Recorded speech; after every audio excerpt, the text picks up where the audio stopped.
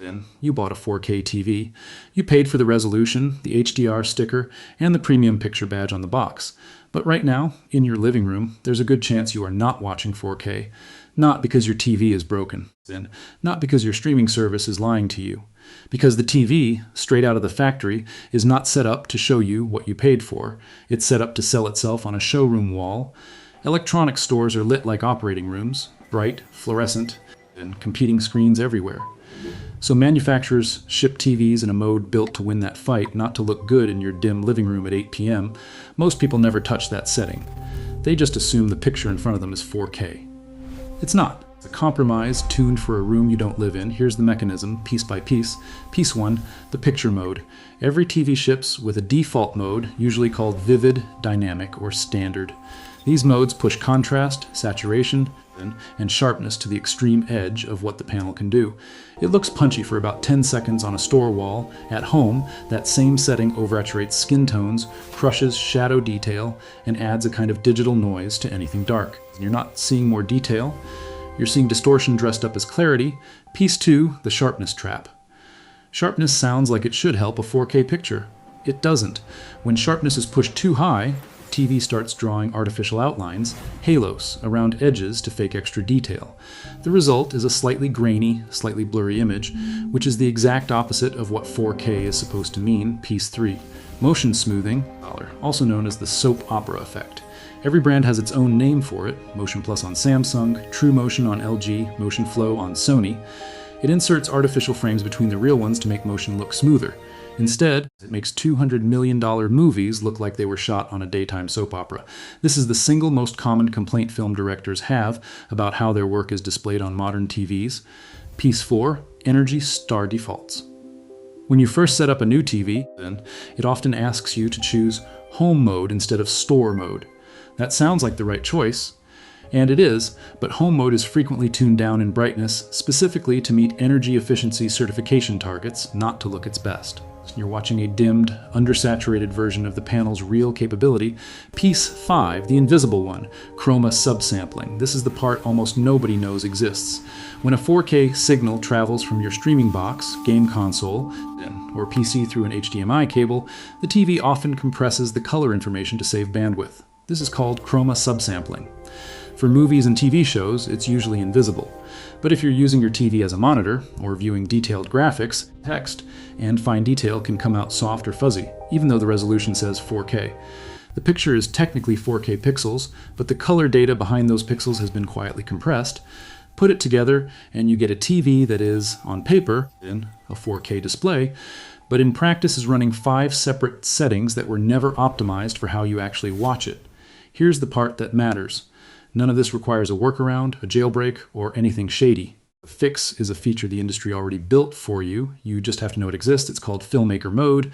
In 2019, the UHD Alliance, a coalition that includes Netflix, Warner Brothers, Dolby, LG, Samsung, Panasonic, and Sony, created a standardized picture setting at the request of directors like Christopher Nolan, Martin Scorsese, and James Cameron.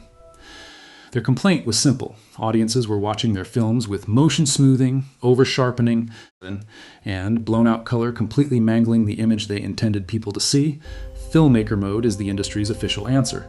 When you turn it on, the TV automatically disables motion smoothing, resets sharpness and noise reduction to 0 added processing, corrects the color temperature to the cinema standard, and locks the frame rate to match the original source.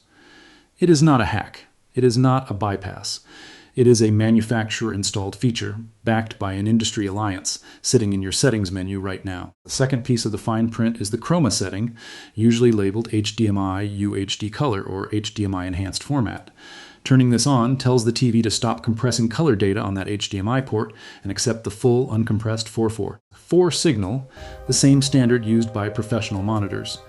For gaming and PC use in particular, this is the single setting responsible for text and fine detail actually looking sharp instead of smeared. But neither of these is a loophole in someone else's terms of service. They're not tricks to get something you didn't pay for.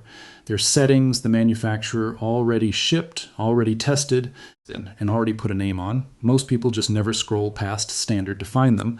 Here's exactly how to apply this in under 5 minutes on almost any modern TV. Step 1. Find Filmmaker mode. Start playing any movie or show. Then open your remote's settings or quick menu and go to picture or picture mode. Look for Filmmaker mode in the list.